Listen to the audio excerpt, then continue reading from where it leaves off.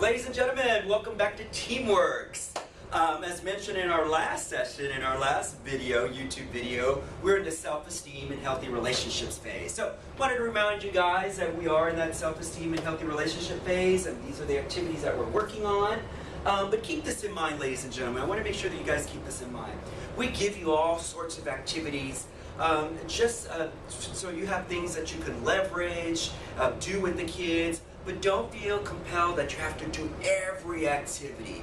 Really, this is a great phase to have a lot of talking, a lot of discussion with your kids, exploring different concepts. So please feel free. If it's the question of the day that goes really well, go for it. If it's the energizer that goes really well and you want to do it the whole session, go for it. If you only get through one part of the main activity, go for it. This is a great phase. Mentors in the past have said they really love this phase because they really feel like there's great value in them sharing with their kids their own personal experiences, their own growth and challenges as they were young people and now adults.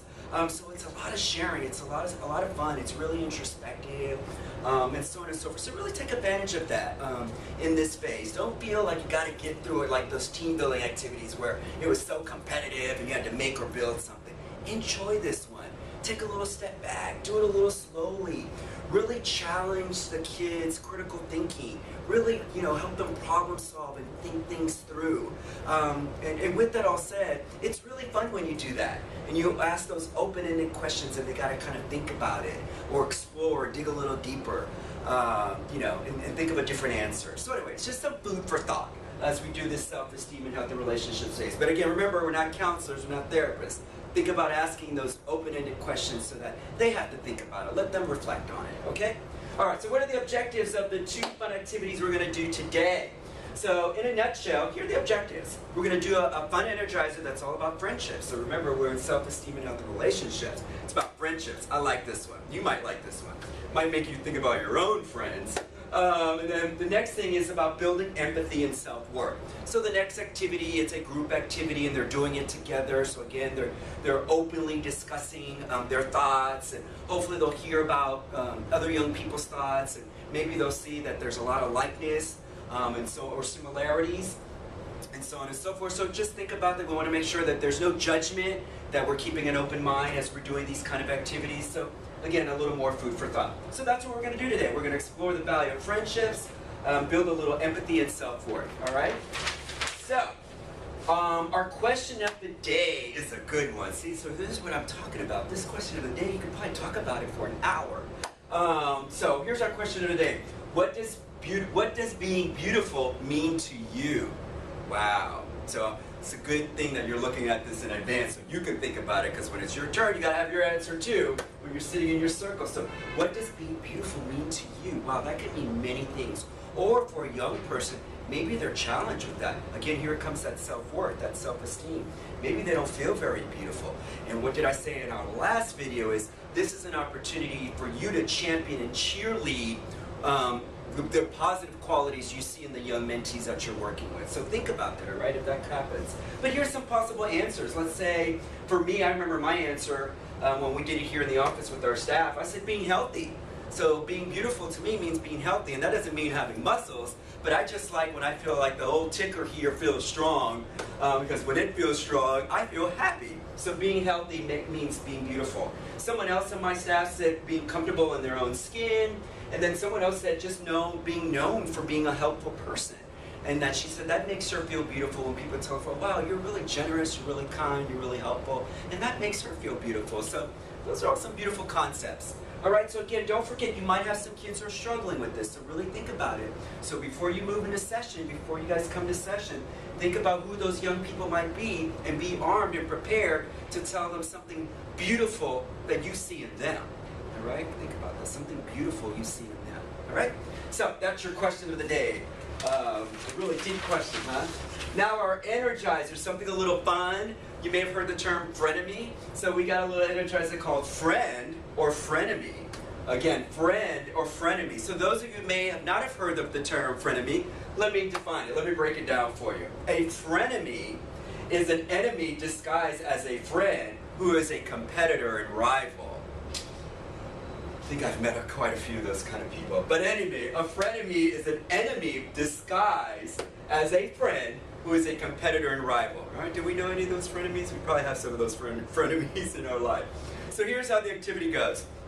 In a brown paper bag like this, there'll be strips of paper with different friend or frenemy scenarios. So you'll go ahead and pass the bag around in your circle. You guys can stay in your circle. And your students will pull one strip. Each student will get a strip. Once you pass the bag around, everybody pulls a strip. Give them about 30 seconds to really think about it. To really think about that scenario, and is this person a friend or frenemy? So let me give you some examples. Let's say here is your friend is fighting with another one of your friends. They make you take a side. So your friend is fighting with another one of your friends. Let's say maybe it's a little group of friends, and this one friend is making you take a side. Is that a friend or a frenemy? I ask you. Here's another one. It's a really good one.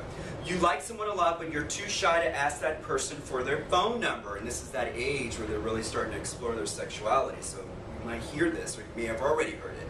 But anyway, you like someone a lot, but you're too shy to ask that person for their phone number. You have a friend go ask for you instead. All right, so now your friend go and ask for that person's phone number. Your crush ends up liking your friend. Oh my gosh, does that ever happen to anybody? Happen to me. Anyway, you tell your friend it's okay, and they go ahead and they call your crush. Your crush and your friend end up becoming boyfriend or girlfriend. Is that a friend or a frenemy? Some interesting food for thought, right?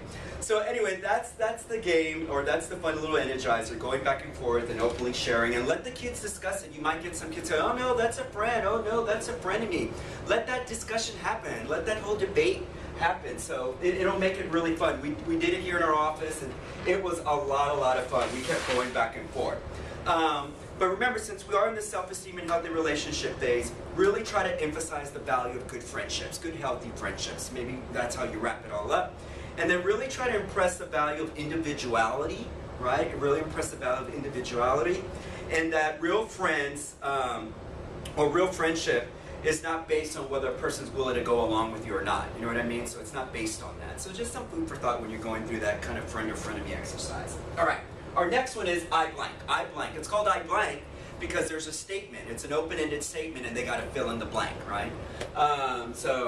Anyway, that's what the activity is called, I blank. Again, it's to build trust, so we want to make it feel like a really safe place that they can openly communicate and share their thoughts, and build empathy in the group, again, for them to kind of understand and see the similarities and respect each other's viewpoints. Very similar to a four corners or cross the line game. This is just a variation on that for those of you who played that game. But here's the variation. They're coming up with the answer. So it's not like you're reading out loud some statement and then people are choosing whether they agree or disagree with it. And this one, they're coming up with their own statement. So you're going to have 12 bags, right? 12 bags, and they'll label bag 1, bag 2, bag 3, bag 4, so on and so forth. And then each student's going to get 12 cards. Then you're going to read out loud different statements. For example, bag number 1's question or statement might be, happiness means to me blank, right? So they'll pick up their first card, happiness means to me blank, spending time with my family. Let's say that's my answer. When all the students are done answering and filling in the blank, they drop it in bag number 1, all right? And then the next one might be, I doubt myself when. I doubt myself when, and they can say, I doubt myself when I'm in an uncomfortable situation where I don't know anyone.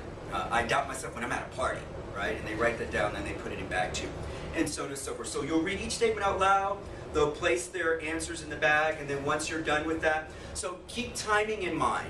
If you know that you're never going to get through 12, you don't have to do 12. Maybe if you want to in advance, when you get your curriculum in your email, maybe you can choose a couple. Try to mix it up. Some here are a little bit deeper, some here are more on the positive side, so try to do a good balance. Don't make them all heavy.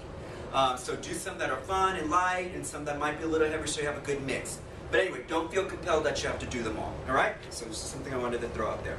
All right, so now you're going to tape a piece of tape across the room. Everyone's put in there all their answers. You're going to tape a piece of tape across the room. Your students are going to stand on one side of the tape, right? And it's about crossing the line now. So now you'll go bag through bag. And I really recommend that to mix it up. You'll take one from bag 1, that'll be the first one, and then you'll say the cross the line. Great, once you're done with that, I'd go to the second bag, the third bag. Don't spend all your time on one bag.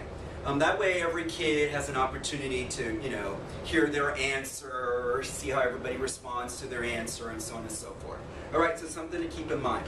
So let's say mine was, I pulled out of the bag, happiness means to me when I spend time with my family. Then you'll say, all right, so this person spent, happiness means to them when they spend time with their family. How many of you guys agree with that feeling? You guys share that feeling?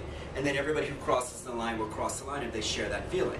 Once they've crossed the line, again, you want to engage conversation. Hey, so tell me a little bit, what is your favorite time that you spend with your family? Is it when you go on vacations or is it the holidays? So don't forget to build those relationships by asking questions, all right? We want to still cultivate relationships. And like all the relationships we have in our lives, they become fruitful because we get to know each other. And the more we get to know each other, the more we bond, all right? So think about this. So how can you ask them a little bit more without spending too much time? And folks, that's really it at the end of the day. I just wanted to share with you, here's some other ones just so you guys can kind of know what kind of I blank activity is going to do. Happiness means to me blank. I doubt myself when I blank. When things get tough in my life, I can always turn to. I sometimes feel life isn't fair when. That's a good one. What I want most out of my life is blank. So see, you're going to get to learn a lot about the kids.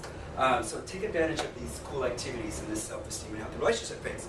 So folks, that's it in a nutshell. Have some fun, leave that opportunity, be flexible and loose.